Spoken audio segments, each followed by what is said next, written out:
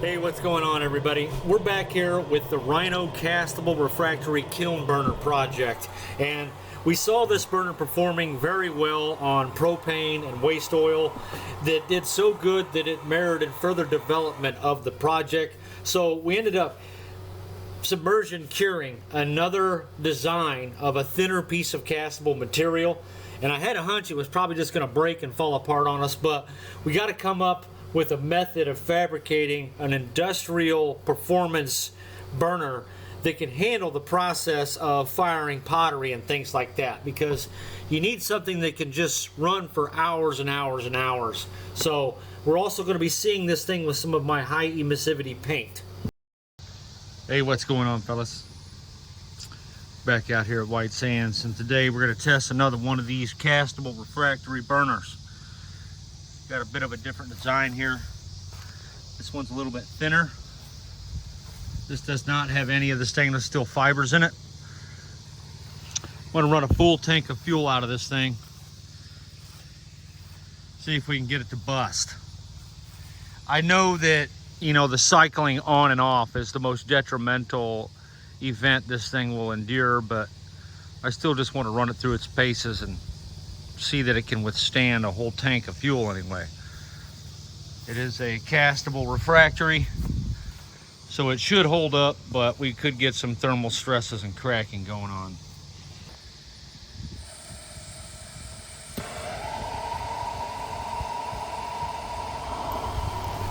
Okay, so I'm gonna gotta show you guys the ignition process on pure waste oil, because it's not an easy thing to do. A lot of people consider their designs a failure simply because they didn't produce a valid ignition procedure. And it's kind of hard to do. You just kind of got a sense for when the thing can handle some adjustments. I'm kind of slowly letting this thing heat up here. But one of the important factors of this burner is it's going to be a kiln burner for pottery once we finally figure out the final design. And one of the things about pottery that I've noticed in some of my studies is that a lot of people are stuck on cone 6 because some of these electric furnaces just can't get any hotter than that. And you need something more than single phase power. So some of the hotter kilns need 3-phase, and that's kind of an expensive ordeal. But with some of these high velocity burners, they can not only take you past a cone 6, but they can also get rid of oven stratification.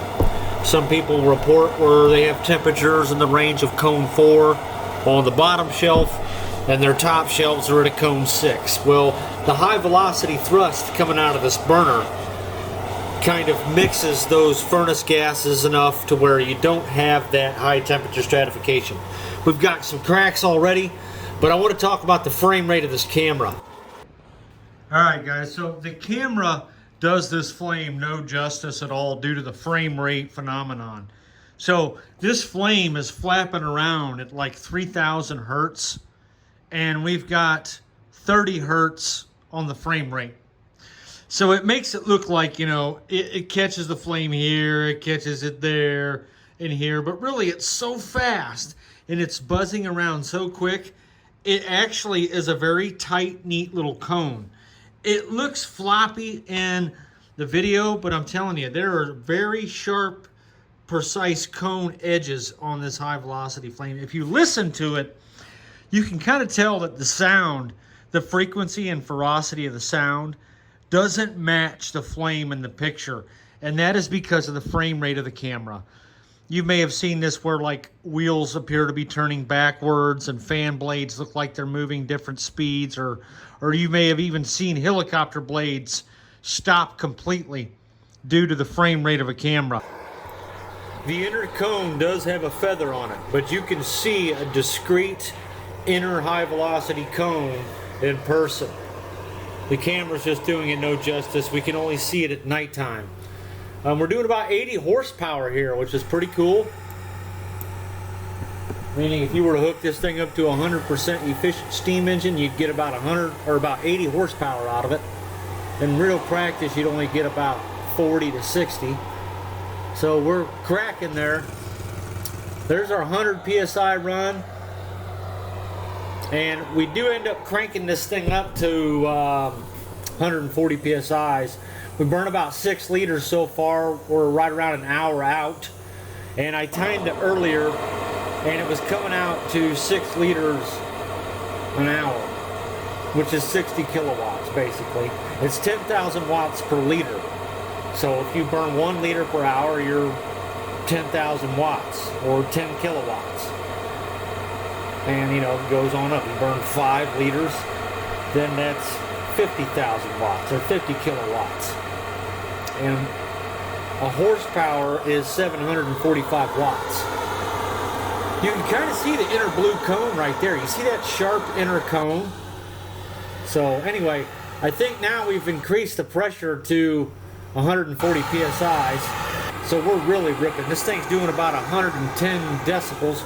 So you would want to have it housed inside of a little brick wall with some brick sound shielding around it. But if you're doing pottery and you're trying to use glazes that are over a cone 6, this is the type of burner that can pull that off. Or if you just have a large oven and you're tired of stratification issues, this thing's cranking out about 190 cubic foot per minute right now of hot gases because of the expansion from heat. So definitely thrusting a lot of hot gases, and that's one of the best attributes of this thing for pottery. Some serious cracks.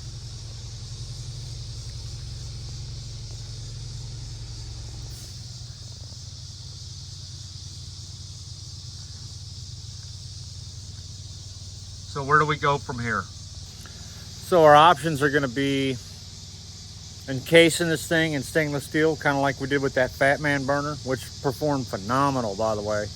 One of the best burners I've ever built. Or we can add some stainless steel fibers to the mix, and those cracks won't really mean anything.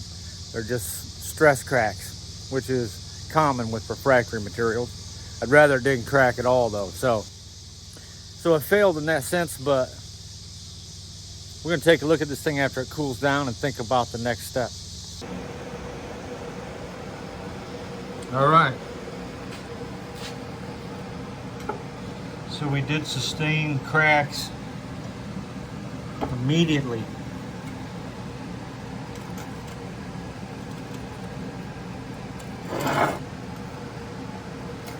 So as a naked shell, it's a no-go.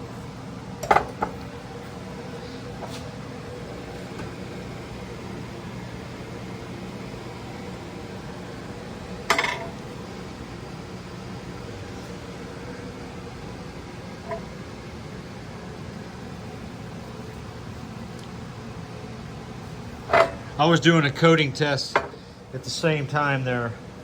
I'm not a fan of this batch. I've learned a lot about coating since the last time we've discussed any of this.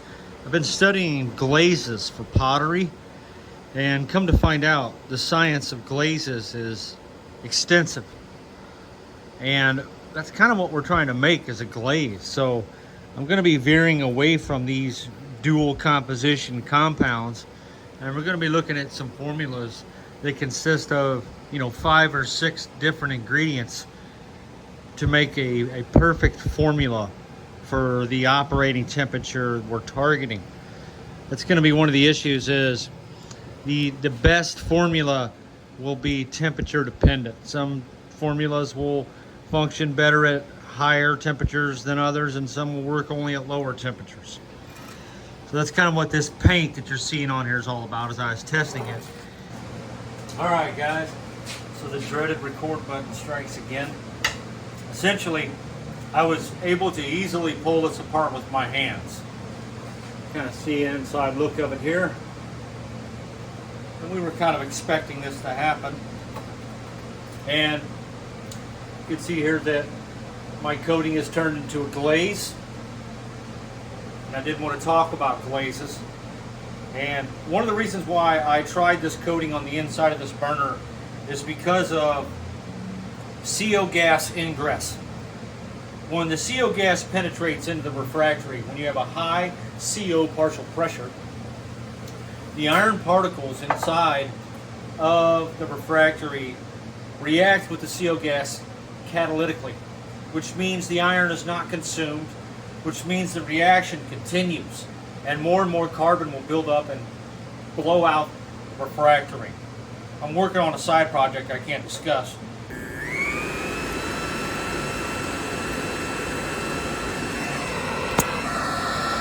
Alright, it's fluidizing now. It requires a shielding to mitigate that. So that's part of this work. So I was able to easily bust this, and this one here I cannot break, no matter how hard I pull on it. So with some stainless steel fibers, this would be, you know, a pretty robust design for a kiln burner. Now, why am I talking about kiln burners specifically? This particular design is going to be made specifically for kiln burners, and some very specific attributes are required to run that type of operation. So let's go over those features. First of all, for a kiln burner, it needs to be able to run for extremely long periods of time because of the glazes. When you're doing glazing and pottery, there are some specific rules and things like that. And one of the things people will report about their oven is it may be a cone 6 up on the top shelf, and they're like a cone 4 on the bottom. Well, they're trying to run cone 6 glaze, and that's a big problem. So if you have a furnace with low turbulence, you're going to get heavy stratification, especially if it's electric in some cases. This burner emits a high velocity jet that mixes the air so thoroughly, it eliminates that temperature stratification and would give you a more even heating throughout the furnace. So from what I'm seeing here, it would benefit us to just leave a stainless steel cowling on the outside of this thing. We've seen that with the Fat Man burner that I built. And the reason why we need the refractory component is because of the long duration of a kiln operation. It's going to be running for an extremely long period of time. So I was testing two things at once there. This glaze that I made, I was testing to mitigate the ingress of CO gas to stop the catalytic reaction with iron, forming carbon, which blows out the refractory and high CO partial pressures, which is very important for some other work that I'm doing. We can't get into that. This design as a whole with some stainless steel fibers would be sufficient, especially if this were just inserted right into the side of a kiln, if you had the hole made to match that. These are the stainless steel fibers that I'm talking about. So we'll take a closer look at this, see what we have going on. The burner design in itself performed phenomenal. It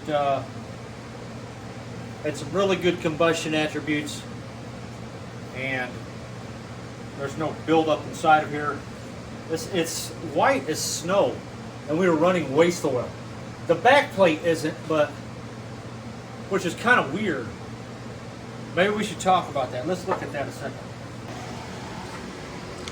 I suppose it's possible we just didn't run it long enough, but the back plate's covered in that stuff. I'm like white as snow, you guys. Look at that.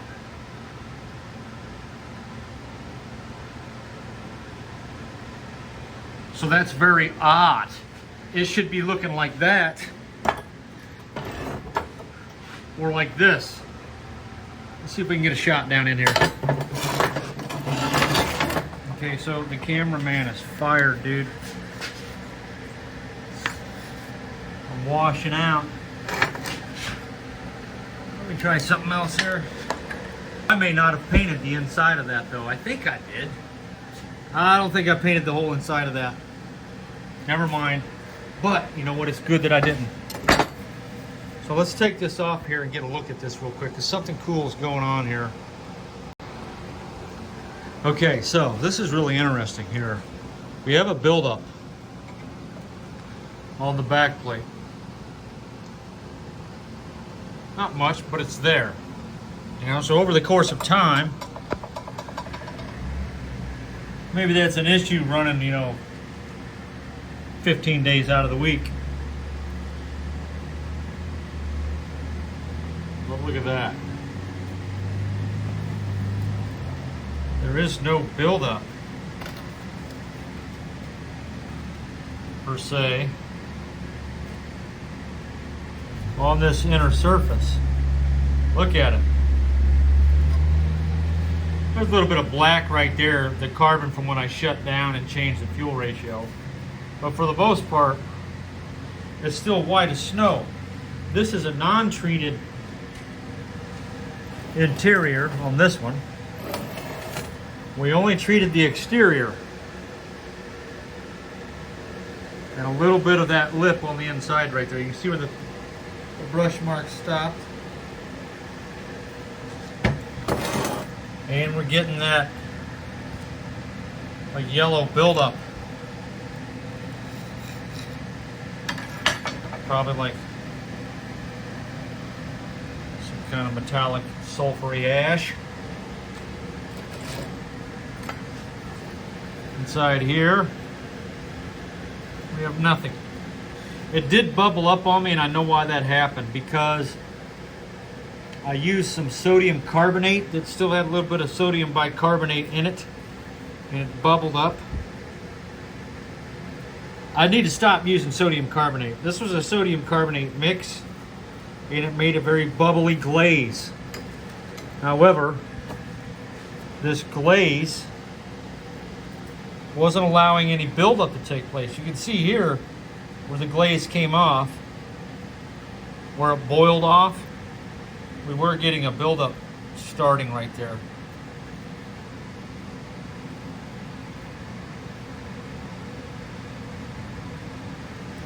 I'm not seeing a whole lot of air voids.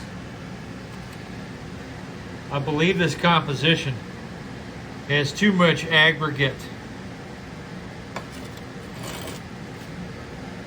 So here is the back plate of this unit here. Very heavy duty piece of metal.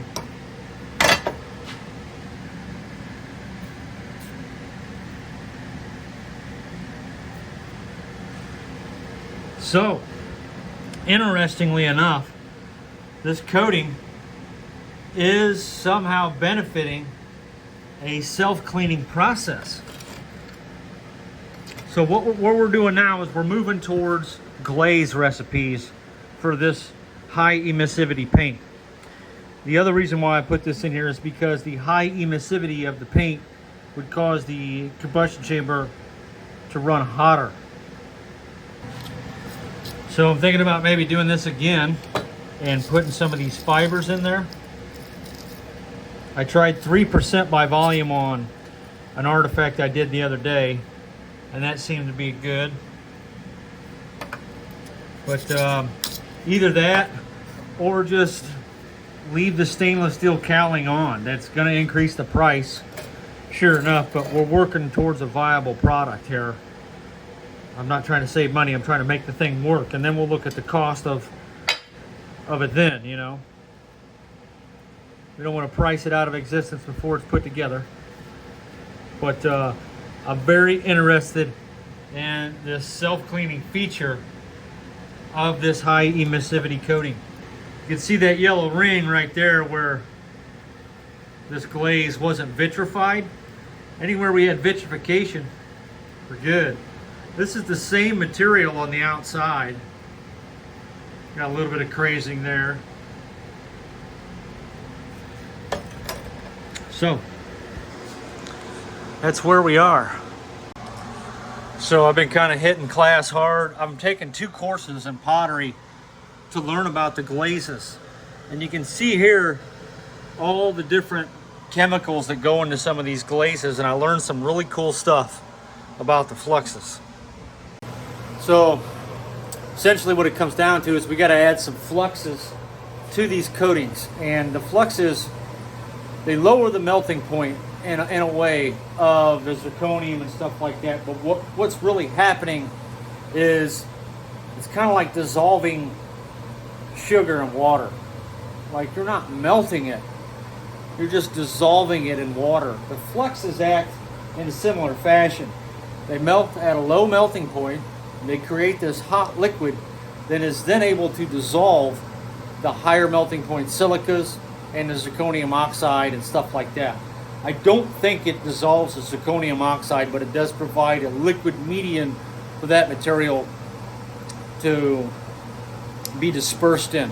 And the silica sand is absolutely dissolved in some of these fluxes. Things like calcium oxide, potassium oxides, stuff like that. A lot of the metal oxides of those kinds tend to reduce the melting points of ashes and stuff like that. You can just take regular wood ash, and that lowers the melting point of silica quite a bit too. So we don't have any fluxes in this stuff. That's why it's acting as a low performance glaze. This stuff here actually did pretty good. It almost made a pretty decent glaze inside of there, like a pottery glaze. So with the addition of a couple of extra chemicals and the subtraction of that sodium carbonate, we will have a much better condition in there, and it obviously did something. There is zero buildup on the glassy surface, whereas we've got some orange fondue action starting.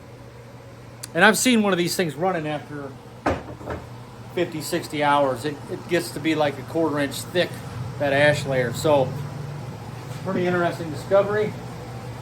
We had a grand failure in this particular approach. I wasn't sure what it would do this thin. I just had to try it though. So it's going to need the fibers, or we're just going to leave the shell on.